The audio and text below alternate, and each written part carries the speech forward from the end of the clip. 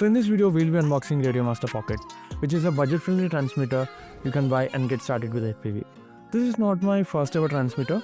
Earlier I used to have FSI6, which is a transmitter from FlySky, and I have used that for my 10-inch drone. Let's get started. So this is the box which we get for the Radiomaster Pocket.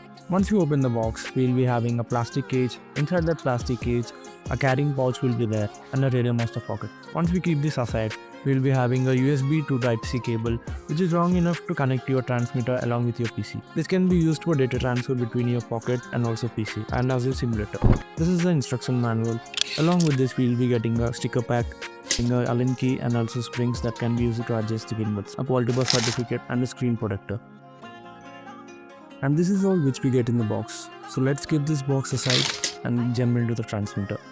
Now I'll be opening the Radiomaster Pocket out of the carrying pouch. The pouch itself is a nice touch, compact, well padded, and very convenient for carrying the controller safely to outdoor flying locations. My first impression is that the radio feels solid and well built despite its compact size, compared to entry-level radios like FlySky, which tends to feel bulky and boxy shape. The Pocket has more ergonomic design and sits comfortably in the hands. However, if you are a pilot with large hands, this might feel like a toy for you. I highly suggest you to buy Radiomaster box set instead. The Radiomaster Pocket is available in two versions, ELRS and CC2500. The ELRS version is the one to choose for most of the pilots. Another big advantage is that the external module bay. The gimbal sticks which are there, they are just backside of the radio. You can just remove them and you can fix whenever you want. This makes it easy to carry this radio controller wherever you want. It makes it portable and you can just take it away in your outdoor fields. Place them into the gimbals.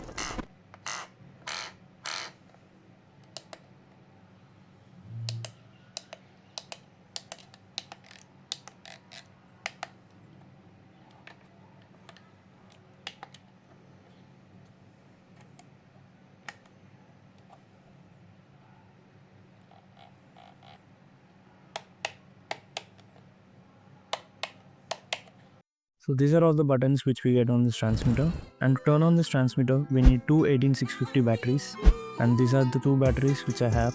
The topmost, the flat surface, is positive of this battery and the negative is at the bottom. Same goes with other battery. So we will be inserting these batteries backside of the transmitter. You will be having a rubber padding. With your thumb, remove those rubber paddings and insert these batteries. Make sure the terminals are correct. Positive one goes to positive and the negative one goes for the negative one. Once you fix those batteries inside the transmitter, carefully close the rubber paddings. For first time, I felt difficult while reinstalling these rubber paddings. Initially, you will be having trouble inserting these rubber paddings into the transmitter. Make sure you use your thumb and insert the rubber paddings into the transmitter carefully.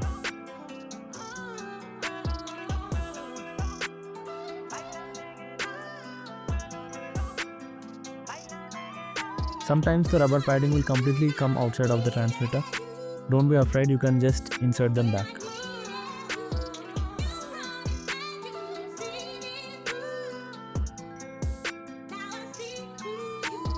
Once you are done with installing the batteries, now we should turn on the transmitter. Before that, make sure the top right and top left switches are out, and also the switches should face down.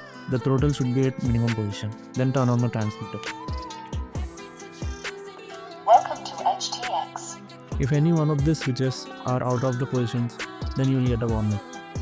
So in the upcoming videos, I will be showing how to connect your transmitter with your desktop or PC and fly drones with this.